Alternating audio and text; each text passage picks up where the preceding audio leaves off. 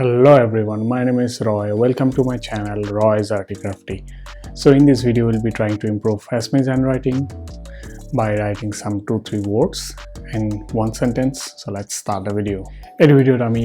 অসমীয়া হাতৰ আখৰ ইমপ্ৰুভ কৰিবলৈ চেষ্টা কৰিম আৰু দুটা বা তিনিটা শব্দ একেলগে কেনেকৈ লিখা যায় কেনেকৈ ইমপ্ৰুভ কৰা যায় সেইটো চাম. So let's start the video.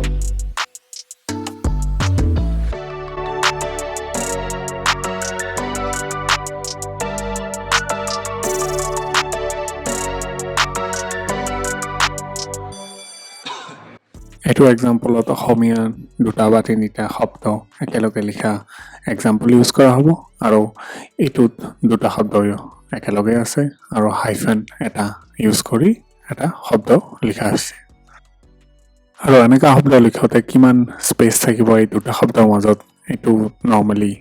একে স্পেচ থাকিব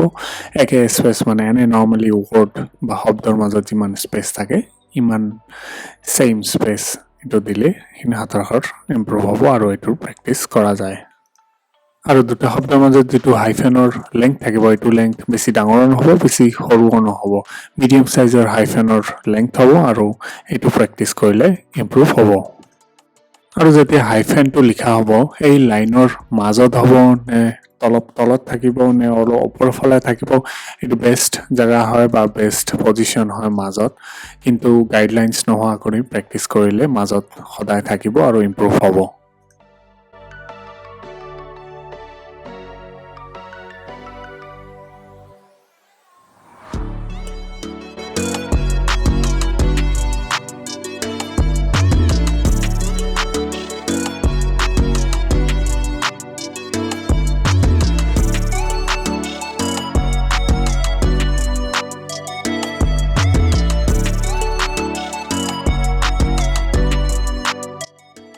আৰু মেইন ইম্পৰ্টেন্ট প্ৰ্যাকটিস কৰা যায় যেতিয়া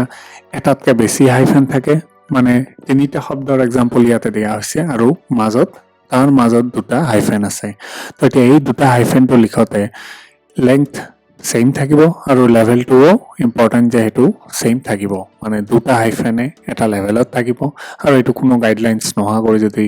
কৰিব লাগে ভালকে তো প্ৰ্যাকটিস কৰিলে ইমপ্ৰুভ হ'ব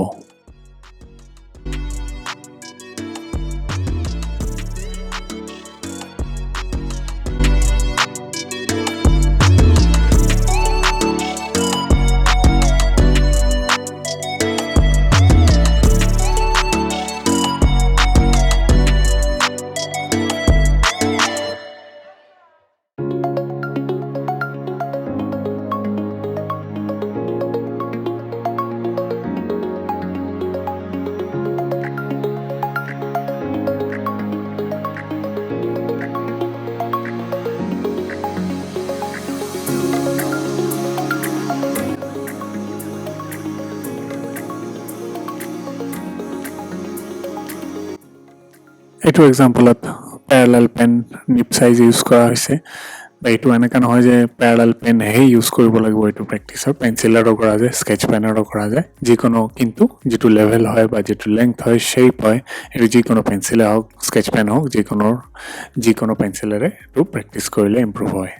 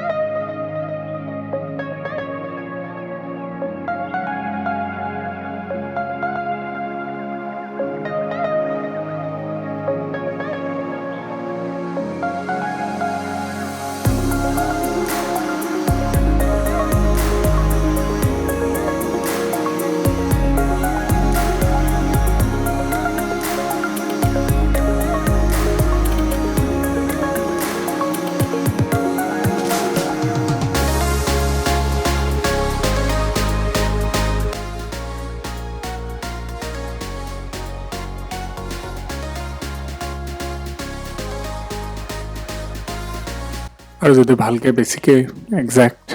সাইজ বা লেংথত প্ৰেক্টিছ কৰিব লাগে তেতিয়াহ'লে বেষ্ট হয় গ্ৰাফ পেপাৰ